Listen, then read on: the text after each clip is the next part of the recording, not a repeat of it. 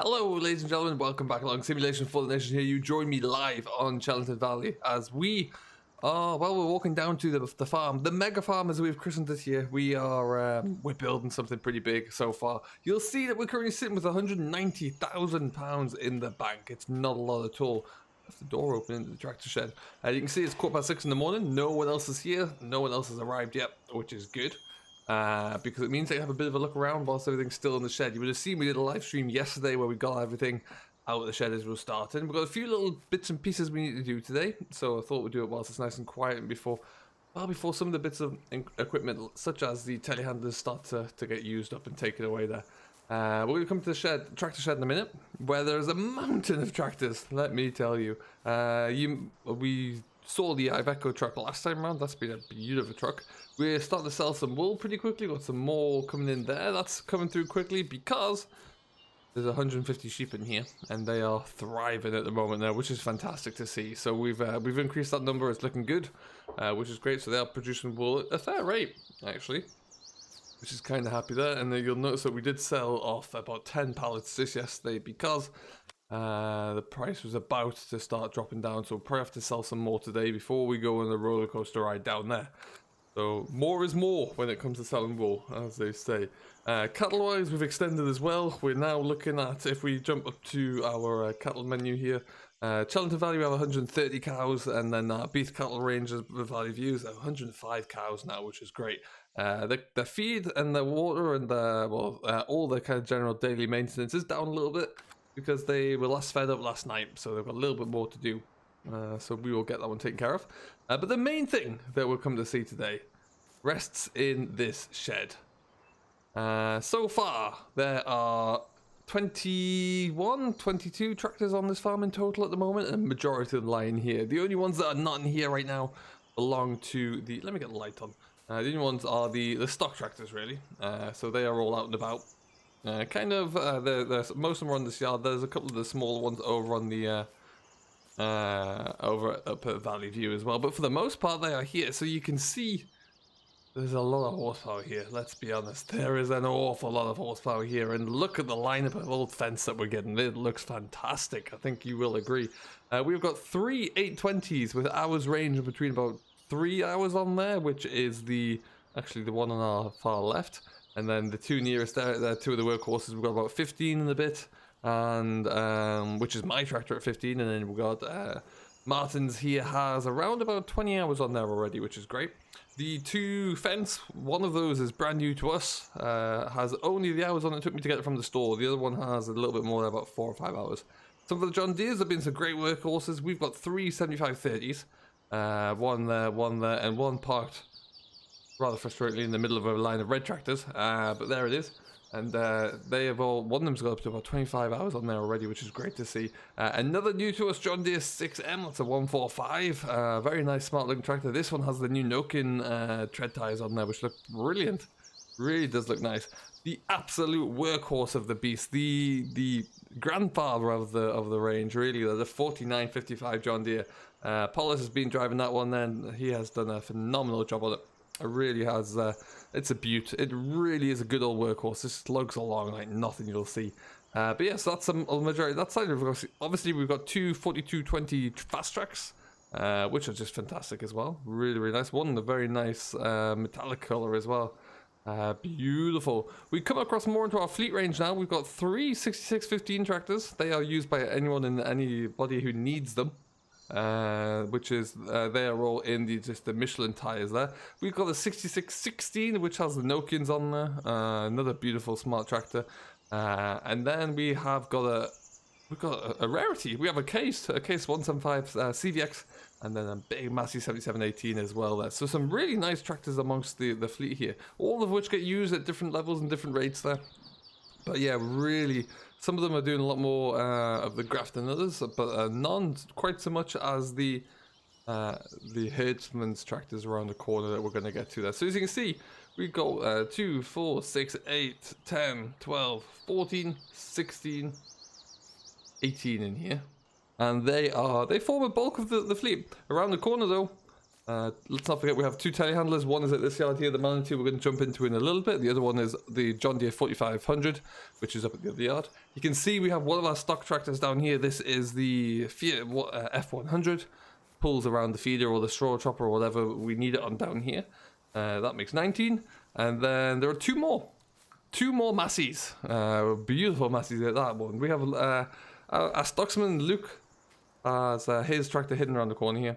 There it is, the Massey 6480 just parked up around the corner because again this guy gets pushed onto the chopper and the Keenan and takes water bowsers from here to here. That does all of that. There's our Manitou. We'll come to that in a little bit. Our hay's in. Well, we actually managed to get some first cut hay, would you believe? It's looking good. It's actually looking quite good there. And there is the final one. The Massey Ferguson 20. We've got one down here. We've got one up at Valley View Farm as well. Just to kind of keep the yard tidy, really. Push things around on the yard there. Does a wonderful job at that.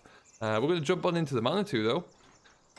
Because like I say, whilst it's nice and quiet there, what I really want to do is get cracking along with some of the, with just moving a few pallets around. We're going to go up to Whitehall actually, because we need to do a few bits and pieces up there, unload some fertilizer that was on the trailer, put that back inside in the shed, and we'll be looking good.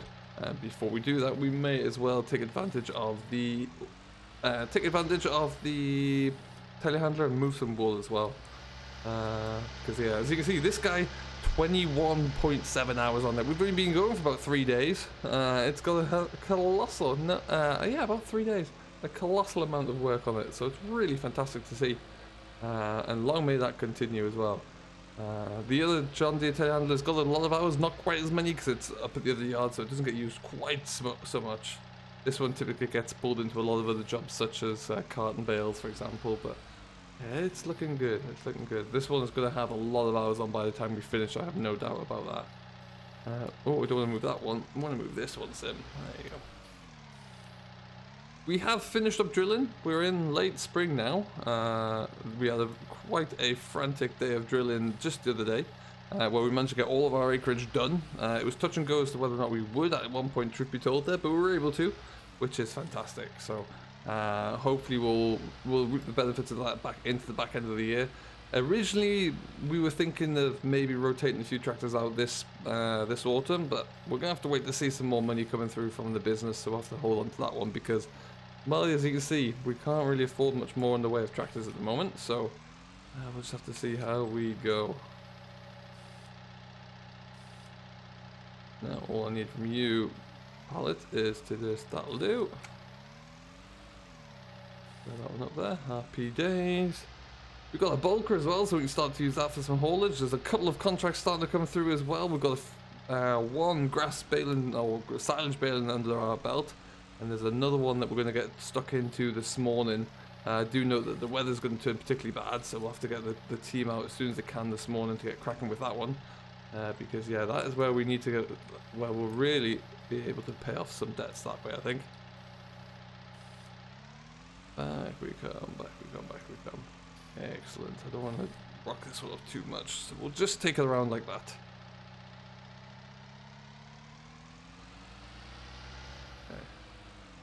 And there we go. We've got most of our fertilizer on as well. All those spring crops have had their first application. We are using precision farming, so the second application is often just a bit of a touch-up more than anything else, just to make sure that it's all looking good. And it looks like we will be doing just okay with that one. I put a bit out yesterday, a bit of top dressing out there, and it looks like it's going to be okay. Silage ground much the same as well. That's all done. People have been asking if we're going to be spreading any manure. We're not going to be doing slurry, we are going to be doing muck, which we're carting down to the bottom of field 1 as it goes. But yeah, so right down the corner of this field here, we're tipping muck down there. And we do have our own spreaders in which to put that on with as well, so we'll be trying to do that. Now we're going to go and take a little bit of a drive up to Whitehall, which is not too far away. You'll see the beets come through and looking good. We've had to go out there and put a lot of pre-emergence down now because a lot of the ground was starting to show quite a bad growth of weeds actually, so we've got that under control, which is good to see. We'll monitor it moving it forward though, just to make sure it stays that way. And then yeah, before long hopefully we'll be seeing everything shooting up around our knees and above there. Grass is growing. We need to wait a little bit longer though for it to be fully ready to rock and roll, but yeah, it shouldn't be too far away. And we are just going around the corner over here. Good job no one's on the road. I'm all over the place.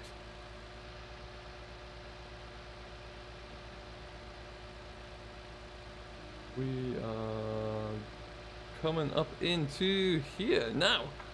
Whitehall is pretty much, as I've mentioned before, Whitehall is used by us as a bit of a storage yard really, and it does a good job of that. We've got some huge buildings that we will be tipping grain into here when we get the opportunity to. But for today, fertilizer spinners are inside there, and you'll see that we've just got a pallet load or a trailer load of fertilizer that we just need to get tied up properly. But yeah, this one I want to be able to keep this trailer free and ready to roll for anything. There we go. There's a nice little shed around the corner we get this all stuck into. Some of these have been half used as well, so it's all a little bit messy. It never hits, get it all tied up. And as we're standing about here, what we'll do is just bring up our menu here so you can see this is how we've been getting on the last few days. Look at all the fields that we have got drilled. So in half a day really, we got all of these done. Got some acreage knocked out there, with the exception of field 3. We had to wait because we're going to put that into beans. We had to wait for the ground temperature to warm up just that little bit more. So we're looking all right now. I think we should be all good to go there, so that's handy. And then we'll be able to see how we get on. We're going to be busy in the spring. We do have 2 combines though, so that shouldn't be too much of an issue at all. But yeah, it's going to be a busy couple of days for us. And before you know it, we'll all be done and we're getting ready to plow again, so that'll be handy.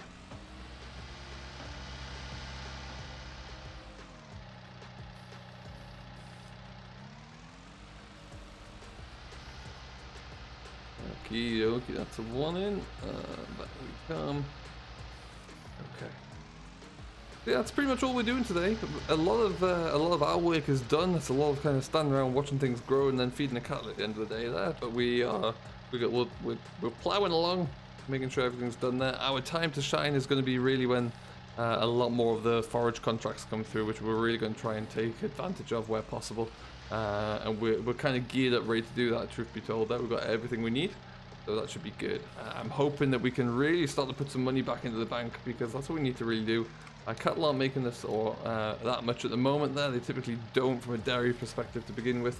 We're fattening up the beef herd though. That's going well. So we'll see how that continues. And then yeah, moving forward from there, we'll just have to wait and see how the next kind of 6-12 months go. And then there'll be a massive overhaul of tractors after about 2 years, I reckon, and we'll have to get into a rotation there.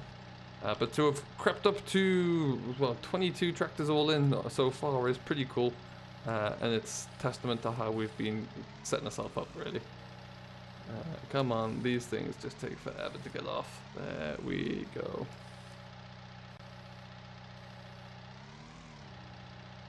Push that one back as well. Fantastic stuff.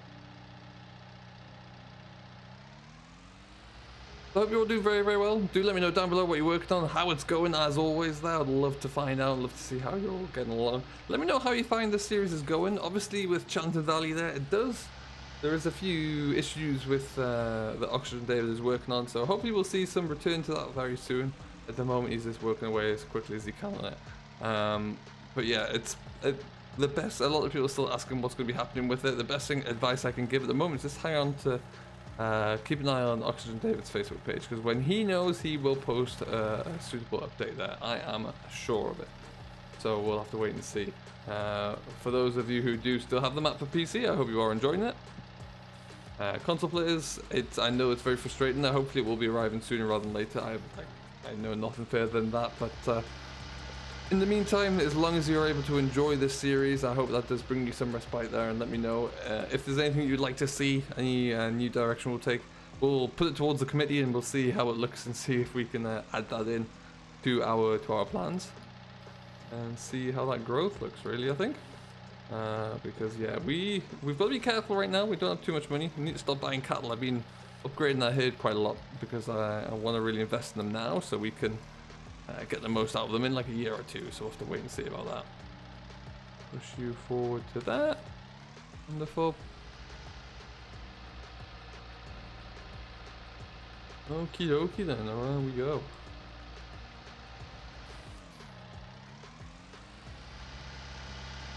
So my plan for the day on the server here is pretty much get this all done.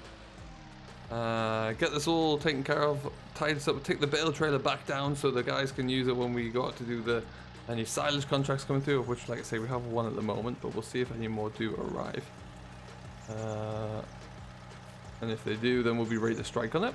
And then that's probably gonna be it for me. I'll come back on, check in, have a bit of a drive around, see what's going on, and then we'll be all done. That's about my day today. I know that we're all pretty good as far as the arable side is confirmed. That's not gonna be great.